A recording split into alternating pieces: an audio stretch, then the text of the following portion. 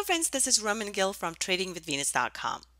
Today I wanted to share with you a topic that has come up as a question from one of the followers, Kaisar. Kaisar, thank you for sending in your question. So we'll take a look at how to trade market gaps. Lately we have seen a lot of gaps in price when market opens. We didn't used to have this a few years ago. Only sometimes we would get market gaps. However, a lot of times now we see that the price will gap when the market opens. So it closes at one point on Friday and it will open at a different point on Sunday, or somewhere like that where price basically jumps from one place to another. So we'll take a look at what causes market gaps and how do we trade market gaps in today's session.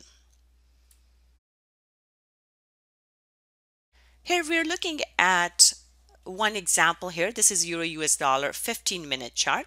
As you can see, price was going down on Friday here, and then when market opened on Sunday, as we can see, price dropped. So there was a significant jump from where the price closed to where the market opened the following week. So we didn't see price trail down. We actually saw a jump from one level to another.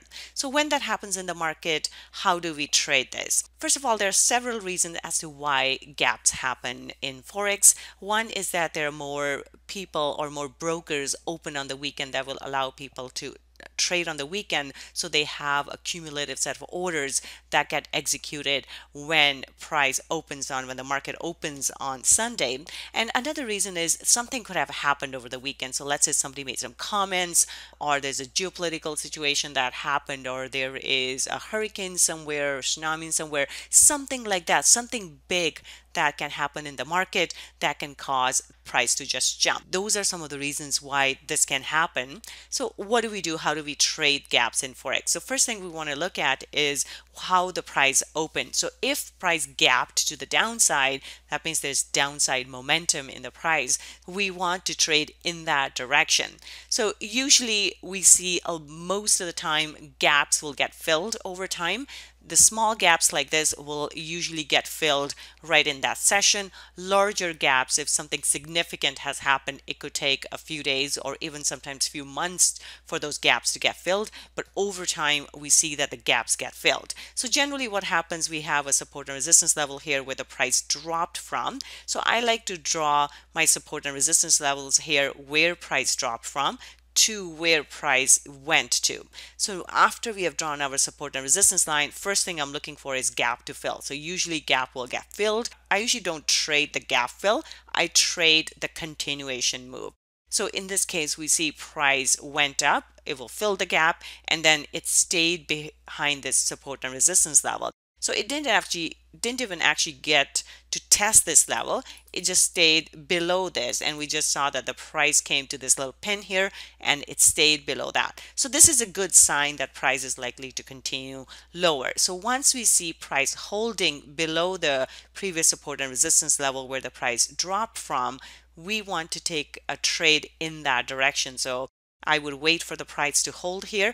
Once we start to see some good candles like this one, I would take an entry short here, and the stop would go above this previous point where, just in case price wants to go and test higher, just so that our trade is safe. So we take an entry short here, stop goes up here. And the first thing that I'm looking for, first profit target, will be the bottom here where the price gapped to. So that will be the first profit target, and we can just trail our stop.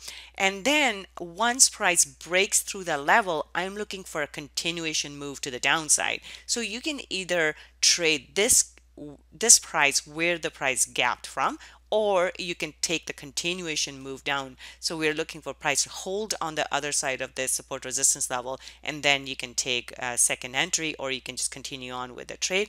And as we can see, you just stay with the trade as long as price is moving lower, and we just trail our stop behind previous highs. And at this point, towards the end of the day, we see that the price is just going sideways here. Once price starts to go sideways, we have a little pin bar here. It's best to exit the trade. So from entry to exit here, we get 83 pips in the trade. So our profit is $830 if trading one standard lot.